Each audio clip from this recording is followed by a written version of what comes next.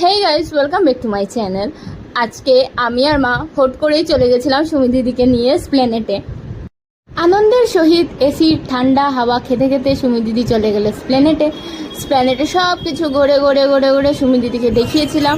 তারপর বলছিলাম এই রিস্কাটা কলকাতার ঐতিহ্য। তারপর চলে গেছিলাম আমি আর সুমি দিদি শার্ট কিনতে, যেটা আমার খুব ভালো লেগেছিল, কিন্তু ওকাদের বাইরে ছিল, তার জন্য আমি নেইনি। আমার কাছে টাকা পয়সা খুব কম ছিল। তারপর এদেরকে নিয়ে মলে ঢুকে বললাম সব কিছু ভালো করে দেখে নাও, দেখে ঠান্ডার লাস্সি খেয়ে চলো বাড়ি ফিরে যাব। তারপর ঠান্ডার লাস্সি খেয়ে এদেরকে আবার ঠান্ডা মেট্রো চড়িয়ে নিয়ে যাচ্ছি বাড়ি। তখন এরা হাসাহাসি করছিল যে এরা আমার সঙ্গে আর আসবে না। তো মনের দুঃখের সহিত আমি হাসছিলাম আর এদের হাসি দেখছিলাম। এইটা আর এটা সুমি দিদির করেছি। চলো টাটা, আজকের